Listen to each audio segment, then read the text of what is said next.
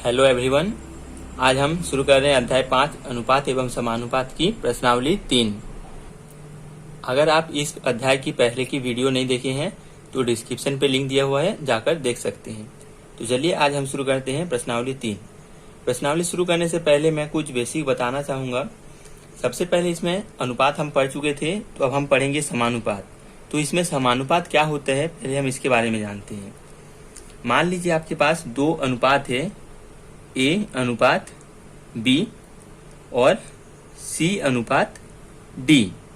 ठीक है, ये दो अनुपात है और मान लीजिए ये दोनों समान हैं।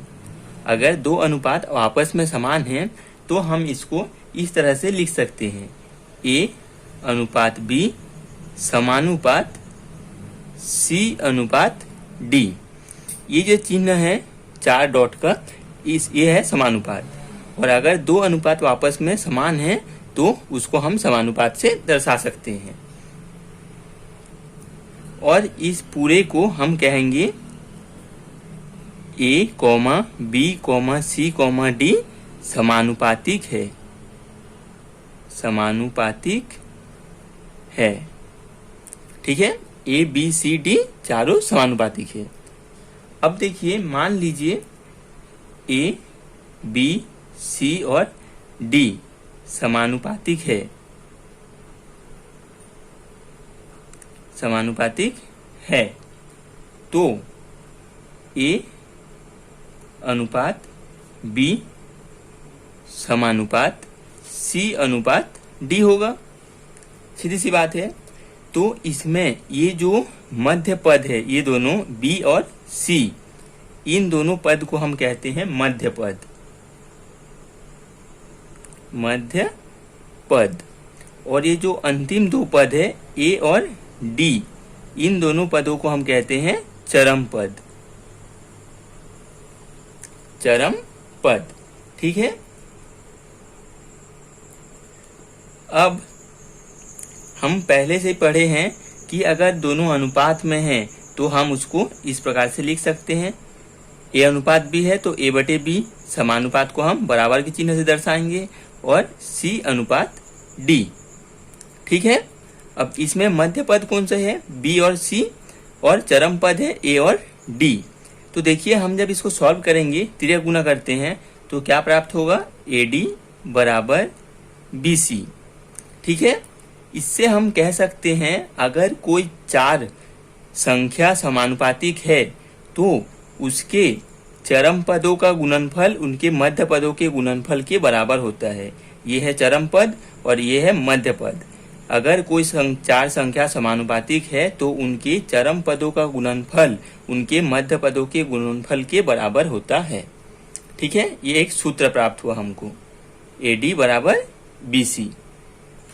अगर ये चार समानुपात में से कोई भी एक संख्या A, B, C या D का मान अगर नहीं दिया हुआ है, अगर 3 का मान पता है, 1 का मान पता नहीं है, तो हम इस सूत्र से उस संख्या का मान निकाल सकते हैं, उस पद का हम मान निकाल सकते हैं।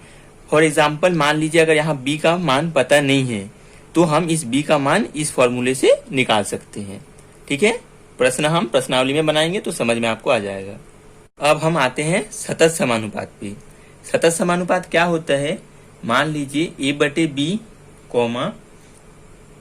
इसको बराबर लेते हैं, बराबर B बटे C बराबर C बटे D बराबर D बटे E। कुछ इस प्रकार से श्रेणी हमको दिया हुआ है। ठीक है, ये श्रेणी नहीं है, सीरीज बोल सकते हो, कुछ भी बोल सकते हो आप। तो इसमें देखिए B B C C D D इस प्रकार से है कि मतलब पहले पद में जो बटे में है उस पद से नेक्स्ट पद चालू हो रहा है।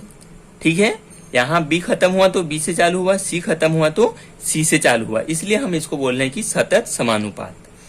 इस स्थिति में क्या होता है, जब कोई 3 अनुपात हमको दिया होता है, हम शुरू के 3 अनुपात ले रहे हैं A, B और C को, तो A, B, C अगर 3 अनुपात दिया हुआ है तो इसमें से हम कैसे एक पद का मान निकालेंगे। 2 पद हमको दिया होगा और तीसरे पद हमको निकालना होगा, तो हम कैसे निकालेंगे।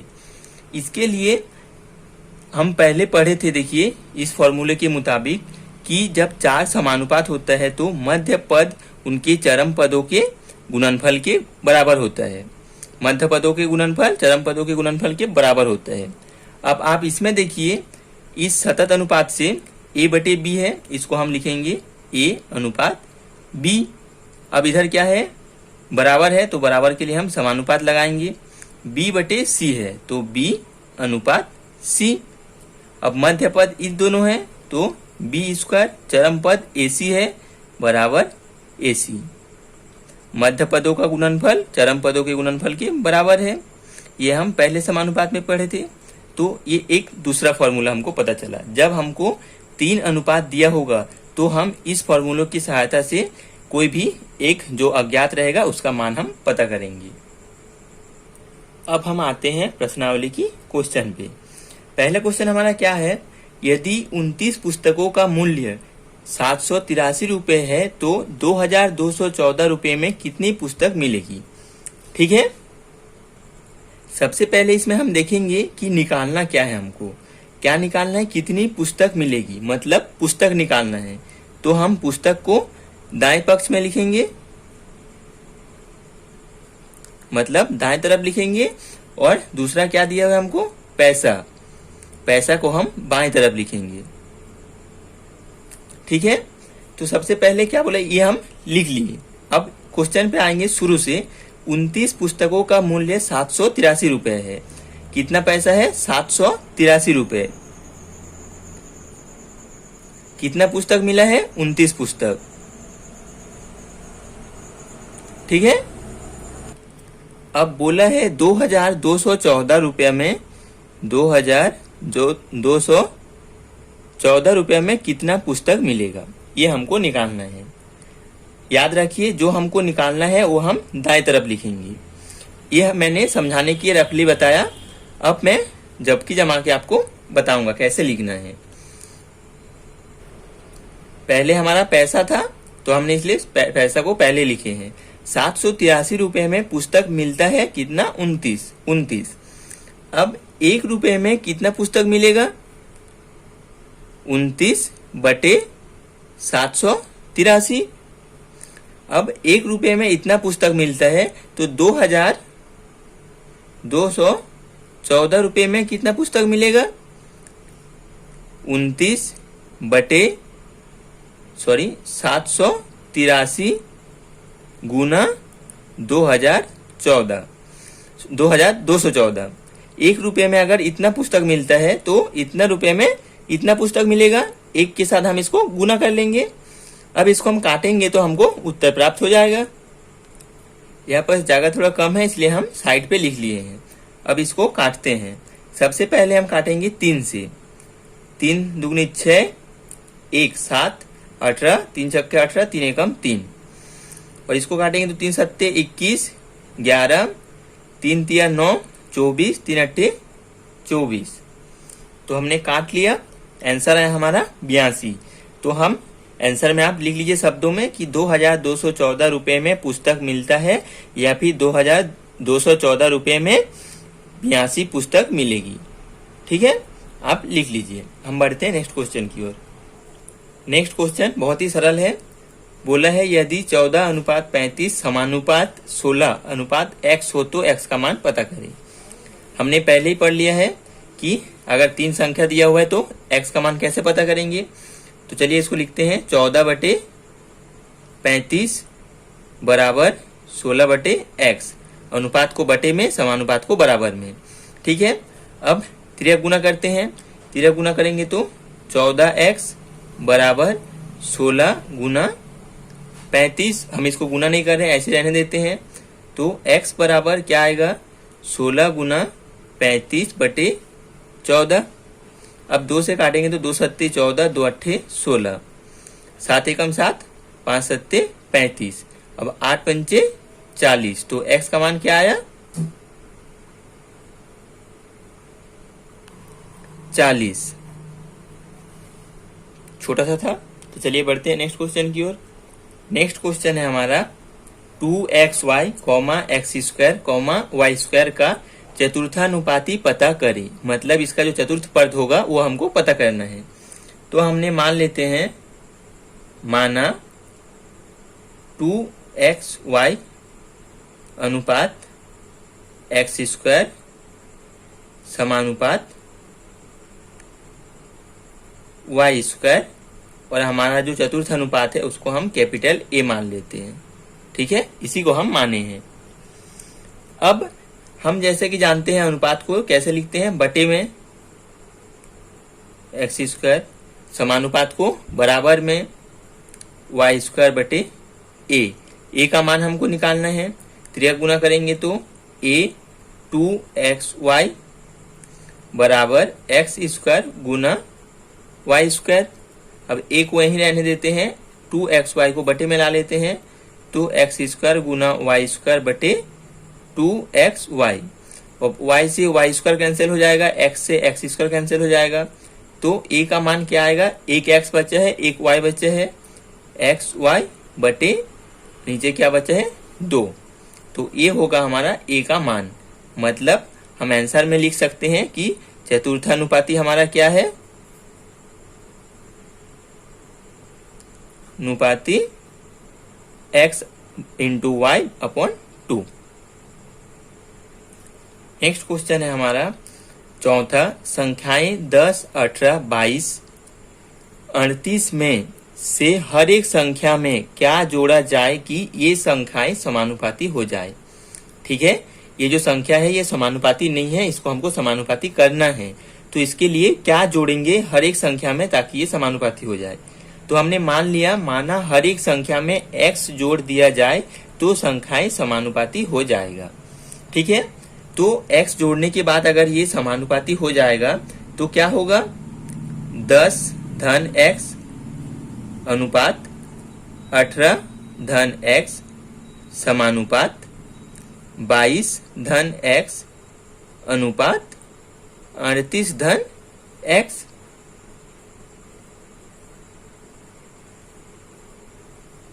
ठीक है, क्योंकि x जोड़ लिया हमने, ये समानुपात हो चुका है। अब हम इसको सॉल्व करके x का मान निकालना है। तो क्या करेंगे, हम अनुपात में है तो इसको बटे में लिख लेंगे, 18 धन x समानुपात को बराबर में 22 धन x बटे 38 धन x। अब इसको हम त्रिया गुना करेंगे तो 10 धन x गुना 38 धन x बराबर 22 धन x गुना 18 धन x। अब आप लोगों को गुना करना आता है तो चलिए इसको हम गुना कर लेते हैं। 380 धन 10x धन 38x धन x स्क्वायर बराबर 22 को 18 के साथ गुना करेंगे तो 18 दूनी 36 का 6 हासिल आया 3, 18 दूनी 36 और 3 39 धन 18x धन 22x धन x स्क्वायर। ठीक है, अब ये x स्क्वायर ये x स्क्वायर कैंसिल हो जाएगा, क्योंकि ये धन में है, इधर जब लाएंगे हम ऋण हो जाएगा तो दोनों आपस में कट जाएगा। तो अब x वाले को जोड़ देते हैं, 380 धन 38 और 10 48 x बराबर 396 धन 18 और 22 40 x। दोनों x वाले को एक तरफ करते हैं, 48x ऋण 40x बराबर 396 माइनस 380। 48 में से 40 गया 8x बराबर 196 में से 180 गया 16, x बराबर 16 बटे 8, 8 एकम 8, 8 दूनी 16, तो x बराबर हमको क्या प्राप्त हुआ 2। इसका मतलब है कि हम हर एक संख्या में 2 जोड़ देंगे तो ये समानुपाती हो जाएगा। आप शब्दों में लिख लीजिएगा, हर एक संख्या में 2 जोड़ दिया जाए तो संख्या समानुपाती हो जाएगा। नेक्स्ट क्वेश्चन में हमको बोला गया है, यदि a और c का मध्यानुपाती b हो तो सिद्ध कीजिए कि a square plus B square upon A b बराबर a plus C upon b. ठीक है, तो इसको हम छोड़ देते हैं। अभी देखते हैं ए और सी का मध्यानुपाती बी है। हम सतत अनुपात में पढ़े थे कि ए अनुपात बी अनुपात सी। इस प्रकार से इसलिए लिखे क्योंकि ए और सी का मध्यानुपाती क्या है, बी है, इसलिए हम बी को बीच में लिखे। अब इसको हम सतत अनुपात से लिख सकते हैं ए अनुपात बी समानुपात बी अनुपात सी। ठीक है, तो यहां से हम लिखेंगे ए बटे बी बराबर बी बटे सी। त्रिया गुना करेंगे तो बी स्क्वायर बराबर ए सी। इसको दे देते हैं हम समीकरण 1। अब हम आते हैं सिद्ध क्या करना है, A square plus B square upon A B. हम सबसे पहले लेफ्ट हैंड साइड को लेके चलते हैं। ठीक है, राइट हैंड साइड को हम सिद्ध करेंगे। समीकरण 1 में से b का मान रखते हैं, ए स्क्वायर प्लस बी स्क्वायर का मान रखेंगे। बी स्क्वायर का मान क्या है, ए सी अपॉन ए बी। इसमें से हम बी स्क्वायर का मान रख लिए। अब देखिए दोनों में ए उभयनिष्ठ दिख रहे हैं, तो ए को हम उभयनिष्ठ निकाल लेंगे। तो A plus C upon A B. A से ए कट जाएगा तो क्या बचा, ए प्लस सी बटे बी। हमको सिद्ध क्या करना था, ए प्लस सी बटे बी। लेफ्ट हैंड साइड लेके चले, हमको क्या प्राप्त हुआ, राइट हैंड साइड। सिद्ध हो गया।